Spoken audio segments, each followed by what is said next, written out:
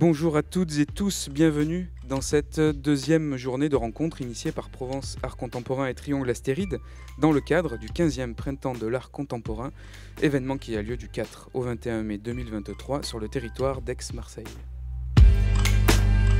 Je m'appelle Anaïs Rush et j'ai été invitée aujourd'hui aux rencontres professionnelles PAC pour partager les travaux que je suis en train de développer dans le cadre d'une thèse que je fais à Paris 1 Panthéon-Sorbonne en sociologie de l'art et qui porte justement sur les raisons et les formes d'engagement des artistes sur les enjeux de transition écologique en France. Déjà, je dirais que je me situerais dans les moins de 35 et que pour moi l'éco-responsabilité c'est surtout une manière de faire et une pratique. Et ça peut pas être une thématique.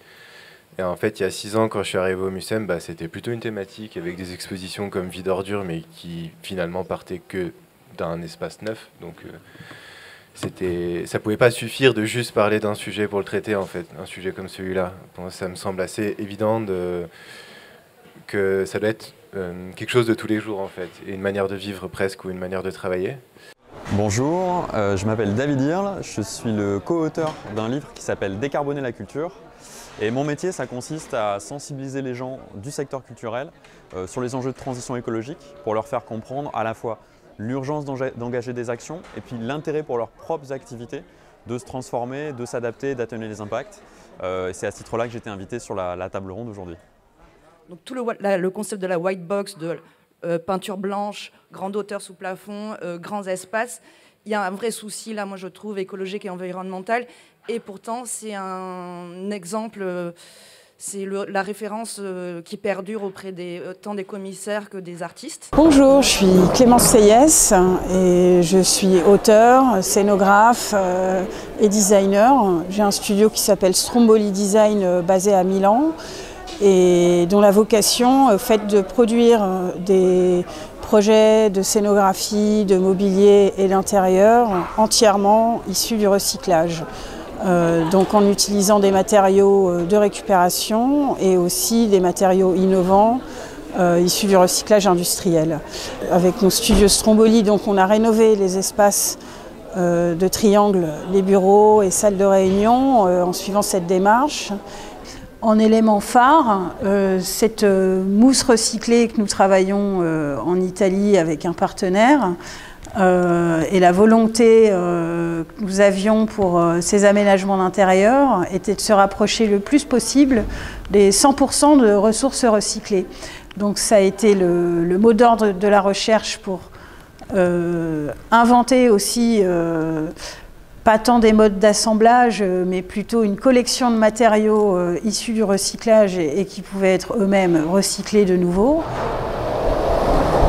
On est venu aujourd'hui à la conférence organisée par la PAC parce que c'est des enjeux en fait, qui nous intéressent et qui nous plaisent et que nous en fait on a décidé de s'emparer en créant une association à ce sujet dans le réemploi de matériaux, et on trouvait ça super intéressant en fait de voir les intervenants qui eux venaient plutôt d'institutions culturelles, de grosses institutions classiques qui eux aussi s'emparent de ces questions d'éco-conception, de réemploi de matériaux et de la circularité au niveau de la culture dans des espaces comme ça à la friche, quoi. Voilà. Et aussi on est venu rencontrer les Augures, ouais, qui est un réseau qui s'empare de ces questions-là et a initié des groupes de travail pour essayer d'avancer sur toutes ces problématiques. Il y a les déplacements éventuels. De mail aussi, parce qu'en amont. Alors, je suis Laurence Curia, je suis cofondatrice du collectif Les Augures. Nous accompagnons le secteur de la culture dans sa transition écologique. Nous venons de faire un atelier qui s'appelle Du constat à l'action. C'est un atelier collectif dans lequel je propose aux participants et aux participantes de réfléchir à des grandes thématiques de la transition. Elle est peut-être une visite, en tout cas je l'espère, qui fait sens pour vous après les conversations qu'on a eues, puisqu'on a essayé de penser la scénographie en ayant en tête des enjeux de responsabilité écologique. Vous voyez bien qu'ici nous avons eu besoin de structures pour montrer un certain nombre de choses, mais on a eu à cœur de ne pas construire de simèse. Et les échafaudages que vous voyez ici. Je retourne dans la rue de Marseille à la suite de l'exposition. C'est l'exposition qui s'appelle Des fumées dans la ville voisine. Nous, ce qu'on fait, c'est qu'on fait des œuvres avec des déchets collectés sur les plages et dans la mer. Et donc l'expo s'appelle Plasticocène en référence à une aire anthropologique qui serait donc complètement contaminée par le plastique.